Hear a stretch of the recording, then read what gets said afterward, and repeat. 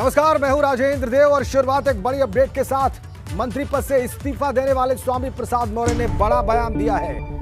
14 जनवरी को समाजवादी पार्टी में शामिल होंगे स्वामी प्रसाद मौर्य। बड़ा बयान, और इसी बयान का इंतजार था सभी लोगों को कि वो साफ करें कि वो क्या करने वाले हैं। और वो कह रहे हैं 14 जनवरी को समाजवादी पार्टी में शामिल होंगे। मेरे पास कई भाजपा नेताओं के फोन आ रहे हैं, मैं फोन नहीं उठा रहा। यूपी सरकार ने पिछड़ों और दलितों के आरक्षण के साथ खिलवाड़ किया है। आरक्षण को खत्म करने की साजिश रची है। जो कुछ कहा उन्होंने आपको दिखाते हैं। 14 जनवरी को कितने लोग, मंत्री, विधायक, नेता कितने रहेंगे सर? आप उस दिन देखेंगे, जो भी ज्वाइन करेगा उसके चेहरे आपके सामने आएंगे। जैसा कि मैंने कल भी कहा, 2 दिन तक हम संवाद में रहेंगे। आपके हाथ में है ना सर, मतलब लोग छिटकेंगे तो नहीं, जो आपसे वादा किए आप साथ जाएंगे? हमने आपको पहले भी कहा, मैं न पहले कभी किसी से बात करता हूं, न आज कर रहा हूं। जो आएगा स्वागत। देखिए, अब मंत्रिमंडल के पद से इस्तीफा देने के बाद अब किसी भी बड़े या छोटे नेता का टेलीफोन मैं रिसीव नहीं करता। राजनीति में हर नेता अपने तौर तरीके से निर्णय लेता है। बयान देख लिया आपने स्वामी प्रसाद मौर्य का। 14 जनवरी वो तारीख है जब वो समाजवादी पार्टी में शामिल हो जाएंगे। बड़ी खबर, और समाजवादी पार्टी की बात हो रही है तो बड़ी खबर इस वक्त लखनऊ से हमारे पास है। सपा दफ्तर में अखिलेश यादव इंटरव्यू ले रहे हैं टिकट के लिए अप्लाई करने वाले नेताओं का। जी हां, जो टिकटार्थी हैं, जो टिकट लेने के इच्छुक लोग हैं, उन सभी का इंटरव्यू ले रहे हैं समाजवादी पार्टी के दफ्तर पर अखिलेश यादव। सहयोगी दलों के साथ पार्टी दफ्तर में मुलाकात भी होगी और अखिलेश ने सहयोगी दलों को मुलाकात के लिए बुलाया है। तो अखिलेश यादव सक्रिय हैं, कल भी वो दफ्तर पर गए थे। आज जो लोग भी टिकट के इच्छुक हैं, जो टिकट चाहते हैं, उन सब का इंटरव्यू ले रहे हैं समाजवादी पार्टी के दफ्तर पर अखिलेश यादव। और सहयोगी दलों के नेताओं को भी उन्होंने बुलाया है, उनके साथ भी आज सपा दफ्तर पर मुलाकात होगी अखिलेश यादव की। तो 22 के टिकट बंटवारे को लेकर ये बहुत महत्वपूर्ण, जो टिकट चाहते हैं समाजवादी पार्टी का, उन सब का इंटरव्यू ले रहे हैं अखिलेश यादव। बड़ी खबर।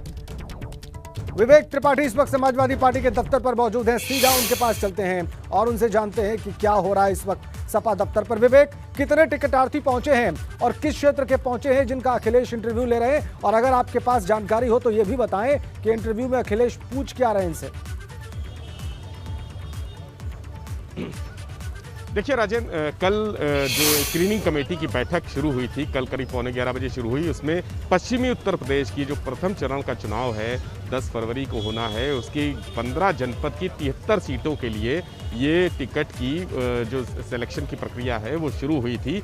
और आज ये माना जा रहा है कि चूंकि कल देर शाम तक ये बैठक चली है, कल घटनाक्रम राजनीतिक भी बहुत बड़े उलटफेर हो गए थे, परिवर्तन हो गया था। स्वामी प्रसाद मौर्य के इस्तीफे के बाद तमाम राजनीतिक समीकरण गड़बड़ा गए थे।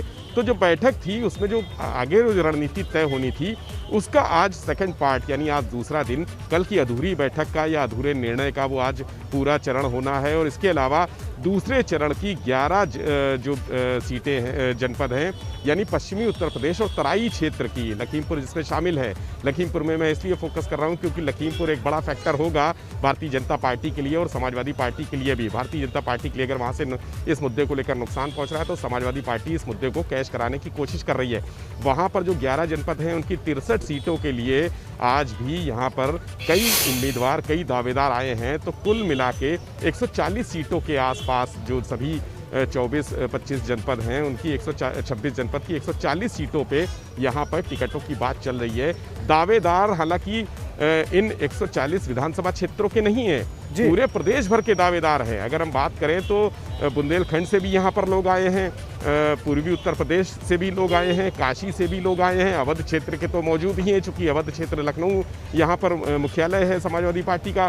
तो बहुत सारे जो अन्य जनपदों के लोग हैं यहाँ पर आए हुए हैं। और अंदर सुबह जो बैठक शुरू हुई थी, अखिलेश यादव करीब 11:30 बजे यहाँ पर पहुँचे हैं। उनको थोड़ा सा विलंब इसलिए हो गया था क्योंकि समाजवादी पार्टी से जुड़े रहे उनके चाचा शिवपाल सिंह यादव उनके घर मुलाकात करने चले गए थे। वहाँ मुलाकात हुई, करीब 1.25 घंटे की मुलाकात हुई। उसके बाद अखिलेश यादव सीधे यहाँ पर पहुँचे हैं और यहाँ बैठक शुरू की है। जो स्क्रीनिंग कमेटी के तमाम सदस्य हैं, रामगोपाल यादव के अलावा प्रदेश अध्यक्ष नरेश उत्तम पटेल वो पहले से मौजूद थे, उनके साथ यहाँ पे बैठक शुरू हुई है। इंटरव्यू की प्रक्रिया भी चल रही है, चूँकि कल सूत्रों का कहना यह था कि 40 सीटों पर सहमति बनी है, यानी प्रथम चरण का जो चुनाव होना है 15 जनपदों का 73 सीटों के लिए, उसकी 40 सीटों पर यहाँ सहमति बनी है, लेकिन वो अभी फाइनल नहीं है। 40 सीटों में अभी शॉर्टलिस्ट होने हैं।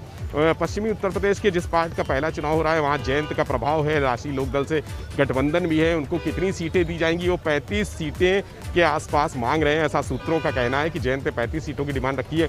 अब उसमें से कौन सी सीट अपनी समाजवादी पार्टी जयंत को देगी, कौन सी सीट उनकी जो जयंत की सीट है वहाँ पर समाजवादी पार्टी का प्रभाव बढ़ रहा है या अच्छा कैंडिडेट मिल रहा है, या कोई भारतीय जनता पार्टी से जुड़े लोग वहाँ पर शामिल हो रहे हैं, छोटे छोटे गठबंधन के दल वहाँ प्रभावी हो रहे हैं, उसके बाद समाजवादी पार्टी विवेक एक बार फिर से स्पष्ट करिए, क्या 40 सीटों पर सहमति बनी है राष्ट्रीय लोकदल से पश्चिमी उत्तर प्रदेश में, और ये वो 40 सीटें हैं जहां पर पहले चरण में मतदान होना है? स्पष्ट करें इसको। देखिए राजेंद्र, 40 सीटें प्रथम चरण के लिए जो दावेदार आए थे उनके नाम पर आपको बता दें 300 से ज़्यादा दावेदार कल यहाँ पर मौजूद थे। 300 से ज़्यादा आवेदन यानी बायोडाटा समाजवादी पार्टी की स्क्रीनिंग कमेटी को दिए गए थे। 300 यानी जो 15 जनपद की 73 सीटों के लिए चुनाव होना है प्रथम चरण में, उसके लिए 300 दावेदार आए थे।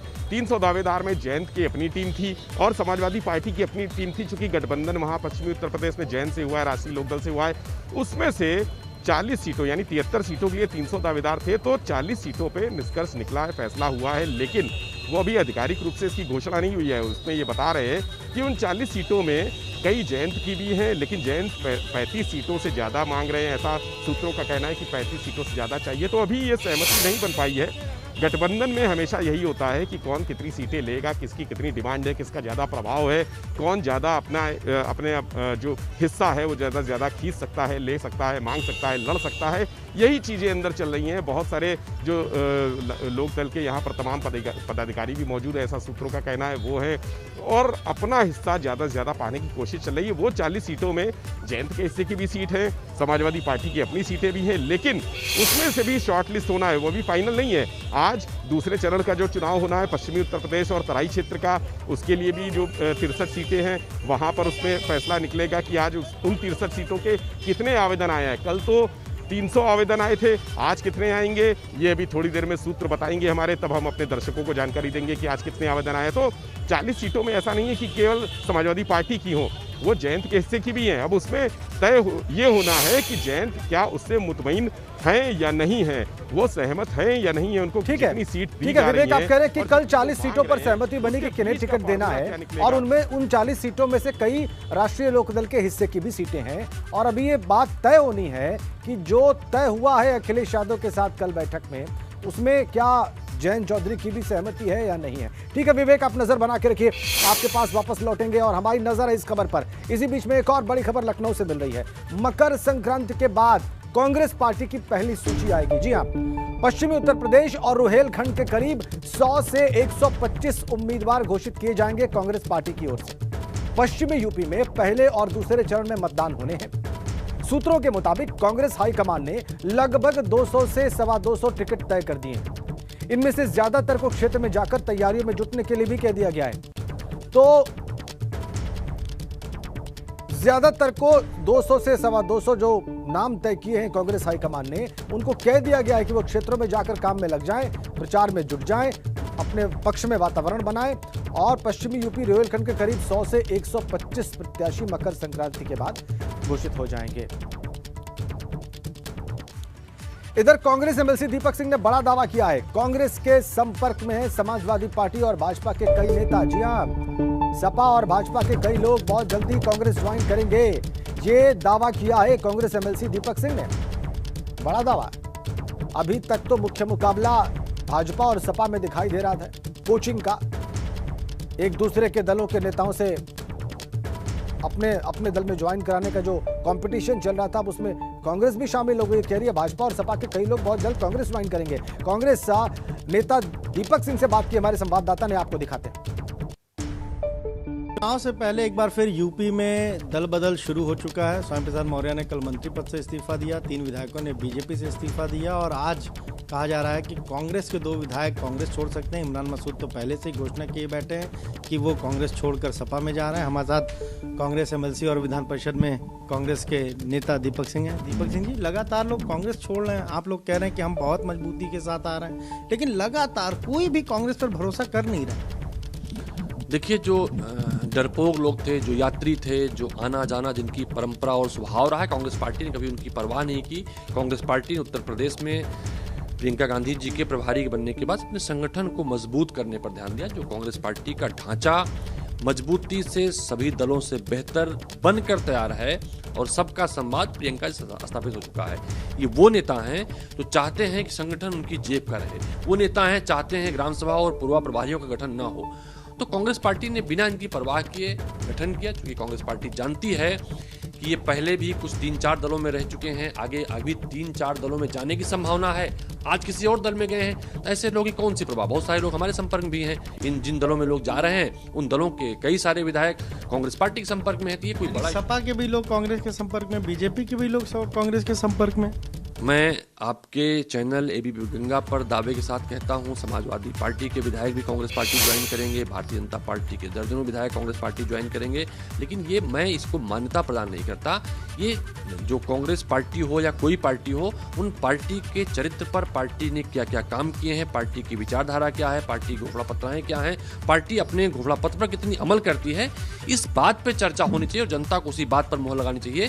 क्योंकि अब तो विधायक दल बदल नहीं करते, अब तो विधायक बिकते भी हैं, विधायक खरीदे जाते हैं। तो कहीं न कहीं ये अब मुद्दा नहीं रहा। विधायकों की स्थिति पंचायत चुनाव जैसी हो गई है। जिस तरह से पंचायत सदस्य चुनाव में प्रभावित किए जाते हैं, अब विधायक प्रभावित होंगे तो प्रदेश और देश की जनता में क्या संदेश जाएगा। आप कह रहे हैं कि सपा के भी विधायक आने वाले, बीजेपी के विधायक आने, ज्वाइनिंग होगी जल्दी कांग्रेस में? निश्चित रूप से होगी, इसी महीने होगी। भाजपा के दर्जन भर से ज्यादा और समाजवादी पार्टी के विधायक कांग्रेस पार्टी में है। आपके विधायक आपकी पार्टी में ही टिक रहे हैं और आप कह रहे हैं कि बीजेपी और सपा के विधायक आएंगे। इस चुनाव में माना जा रहा है कि असली लड़ाई तो उन्हीं दोनों पार्टियों के बीच है। जो लोग कांग्रेस पार्टी छोड़ कर गए हैं, उसमें से कई सारे लोग चारों धाम की यात्रा पूरी किए हैं। उसके पहले भी कई दलों में रह चुके हैं। वो कुछ ने घर वापसी की है, कुछ तीसरी बार समाजवादी पार्टी में गए हैं, या कुछ भाजपा में तीसरी बार दूसरी बार जाएंगे। तो इन जाने आने से किसी फर्क नहीं पड़ता। आप सबको याद होगा 2009 के लोकसभा चुनाव में कांग्रेस पार्टी से जाने का सिलसिला ठीक ऐसे था, लेकिन इसके बाद भी कांग्रेस पार्टी 2009 में उत्तर प्रदेश की सबसे बड़ी पार्टी बनकर सामने आई थी। इस बार भी सिलसिला कुछ ऐसे ही है, तो उत्तर प्रदेश में कांग्रेस पार्टी फिर से नंबर 1 पार्टी बनकर सामने आएगी। इस बात को भी रिकॉर्ड पर रखिए। आप बड़ा दावा कर रहे हैं कि कांग्रेस नंबर 1 पर आएगी, हालांकि लोग उसको फाइट में ही नहीं मान रहे हैं। प्रियंका गांधी वाड्रा कह रही लड़की हूँ, लड़ सकती हूँ, 40% सीट देने की भी बात है, लेकिन अदिति सिंह छोड़ के चली गई, राकेश सिंह भी छोड़कर चले गए, अब जो मसूद अख्तर विधायक है वो भी छोड़कर जा रहे हैं, नरेश सैनी भी छोड़कर जा रहे हैं, इमरान मसूद पहले ही घोषणा कर चुके हैं, ललितेशपति त्रिपाठी छोड़कर जा चुके हैं। अलग अलग क्षेत्रों में जो पार्टी के मजबूत लोग थे, आखिर वो क्यों छोड़ के जा रहे हैं? कहाँ दिक्कत है, कहाँ समस्या है? देखिए, जो लोग छोड़ कर जा रहे हैं, जो लोग सदन के सदस्य हैं, वो लोग दोबारा नहीं आ रहे हैं, ये इस बात की गारंटी है। उन लोगों में डर था, और डरने वाला आदमी हारता है।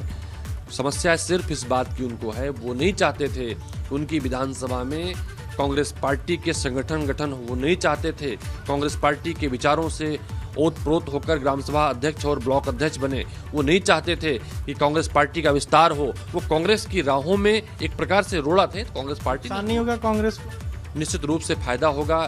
जो जहां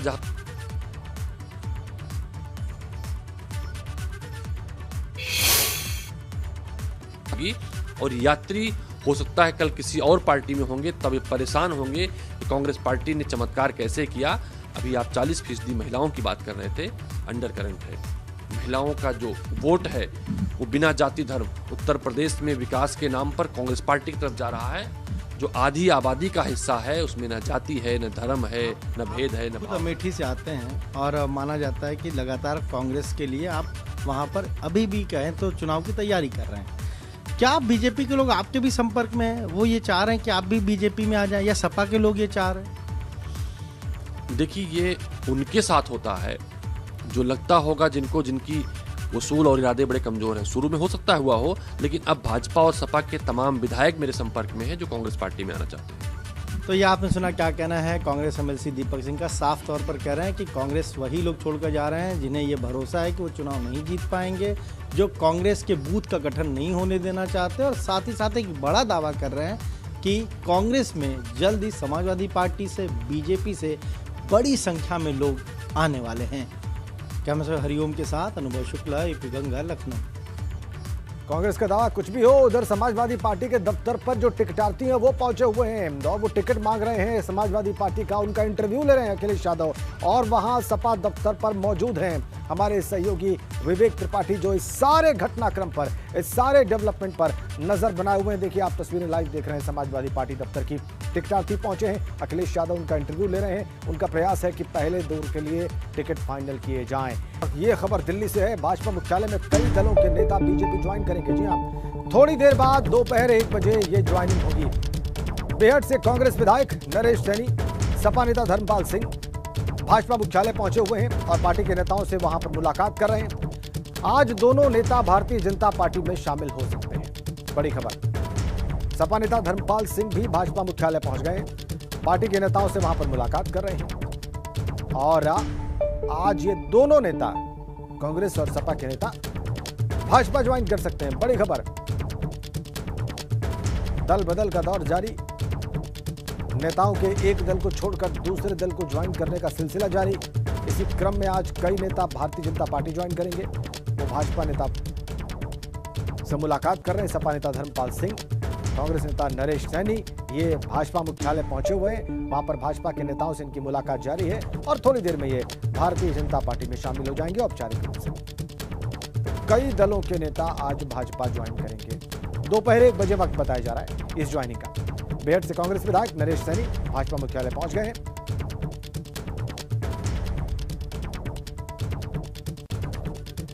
पार्टी के नेताओं से इन लोगों की मुलाकात जारी है। हमारी नजर है इस तमाम घटनाक्रम पर, उन नेताओं पर जो खासकर ध्यान में रखे जा रहे हैं, जो दूसरे दलों को ज्वाइन कर सकते हैं, जिनकी संभावना प्रचंड है। और भारतीय जनता पार्टी के मुख्यालय दिल्ली में पहुंचे हुए ये दो नेता, सपा नेता धर्मपाल सिंह, कांग्रेस नेता नरेश सैनी, इनकी मुलाकात जारी है भाजपा के नेताओं के साथ वहां मुख्यालय में ही। और दोपहर 1 बजे वक्त बताया जा रहा है जब ये भारतीय जनता पार्टी ज्वाइन कर लेंगे। दोपहर 1 बजे का वक्त इनकी ज्वाइनिंग का बताया जा रहा है। तो चुनाव की घोषणा के बाद ये सिलसिला और तेज हो गया है। ये दौर और जोरदार तरीके से चल पड़ा है। कल स्वामी प्रसाद मौर्य ने कैबिनेट मंत्री पद से इस्तीफा दे दिया। वो कह रहे हैं कि 14 जनवरी को वो ज्वाइन करेंगे समाजवादी पार्टी।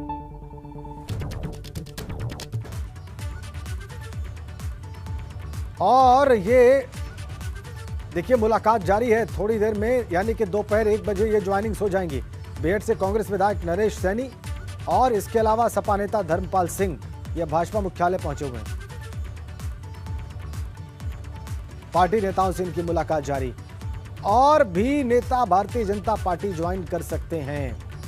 दावा तो यहां तक है कि सपा के 10 विधायक भारतीय जनता पार्टी ज्वाइन कर सकते हैं।